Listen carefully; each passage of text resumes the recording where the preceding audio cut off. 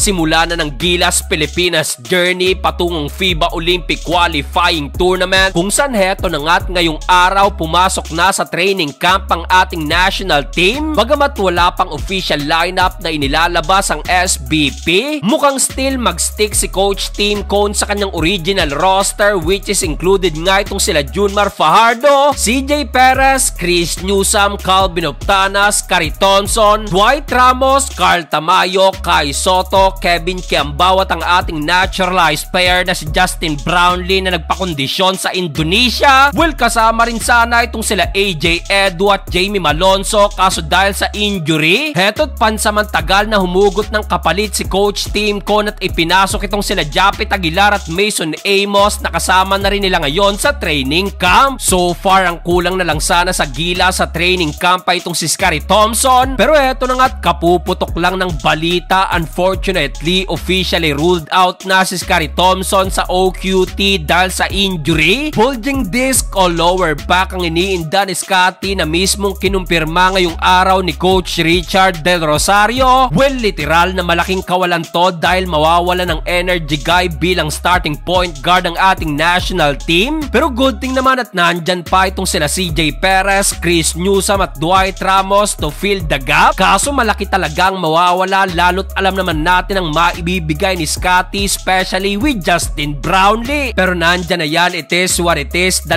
linggo bago sumabak ang ating national team sa Olympic Qualifying Tournament sa first week ng July, kung saan makakabangga nga natin dyan ay ang mga European teams na Georgia na nasa ika-23 sa world ranking at itong naging dark horse nitong World Cup na Latvia na umangat sa world ranking bilang ika-number 6. Di biro ang mga teams na yan para sa ating national team, kaya't suntok sa buwan man na makakuha ng Olympic spot. Heto't buo pa rin ang loob ng Gilas na ma-showcase ang kanilang talento kontra sa European teams, kaya't bilang paghahanda, 3 solid tune-up games ang nakalatag para sa ating national team bago ang OQT. Una na nga dyan ay itong laban kontra sa Taiwan Mustangs na kinabibilangan ng 3 former Lakers na si Dwight Howard, Quinn Cook at DeMarcus Cousins. Kaabang-abang at gaganapin yan sa Field Sports Arena nitong June 24. Ang maganda pa para sa mga fans dahil free admission itong tune-up game na to. Kaso ayon sa article ng Spin.ph, hindi nga raw sigurado na makapaglalaro ang 3 former LA players, pero still paniguradong magandang laban pa rin yan at kabilang din sa Mustangs ang ilang former PBA player na sila Alex Cabagnot at Rashan McCarthy. Bukod kay Howard at Cousins, may Samuel De Guara pa ang Mustangs na may tangkad na 7'6". Pinoy din ang coach ng nasabing team, former Kia trainer siya na si Coach Chris Gavina, kaya't sana maihabol pa ng Mustangs na makapaglaro sa tune-up na yan ng 3 former LA players para na rin sa mga Gilas fans. Well, bukod dyan may 2